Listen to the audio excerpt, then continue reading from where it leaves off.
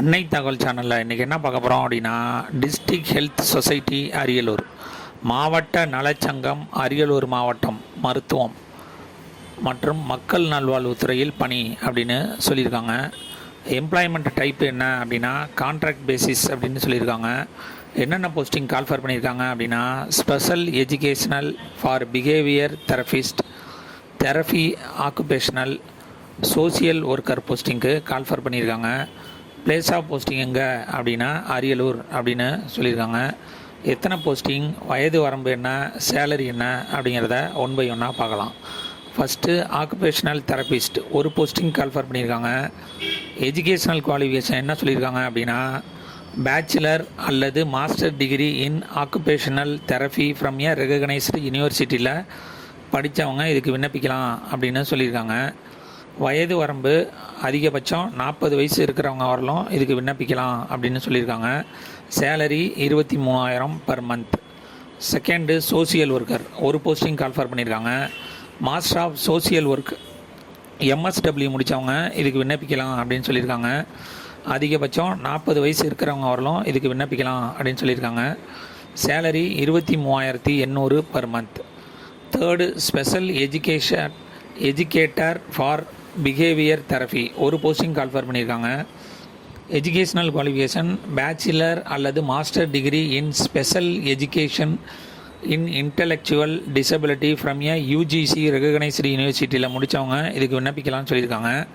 இதை தவிர the person should have live RCI rehabilitation council of India recognised with a valid number வச்சுருக்கவங்க இதுக்கு விண்ணப்பிக்கலாம் அப்படின்னு சொல்லியிருக்காங்க. வயது வரம்பு அதிகபட்சம் 40 வயசு இருக்கிறவங்க இதுக்கு விண்ணப்பிக்கலாம் அப்படின்னு சொல்லியிருக்காங்க. சேலரி 23,000 பர் மந்த் அப்படின்னு சொல்லியிருக்காங்க. விண்ணப்பம் எந்த அட்ரஸுக்கு அனுப்பணும் அப்படின்னா, த எக்ஸிக்யூட்டிவ் செக்ரட்டரி அல்லது district health officer, district health society, the district health officer, government multi complex building back side, Jayankondam main road, Ariyalur taluka, Ariyalur district 621704 அப்படிங்கிற அட்ரஸுக்கு அனுப்பணும் அப்படின்னு சொல்லியிருக்காங்க. விண்ணப்பத்தை ariyalur.nic.in அப்படிங்கிற சைட்லேருந்து டவுன்லோட் பண்ணிக்கலாம் அப்படின்னு சொல்லியிருக்காங்க. விண்ணப்பங்கள் 19/1/2025 மாலை 5 மணிக்குள்ளே கிடைக்கணும் அப்படின்னு சொல்லியிருக்காங்க.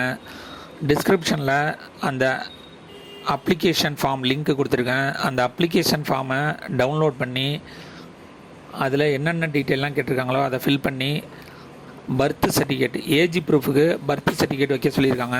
பர்த் சர்டிஃபிகேட் இல்லாதவங்க உங்களுடைய எஜுகேஷ்னல் சர்டிஃபிகேட்டு வைக்கலாம்.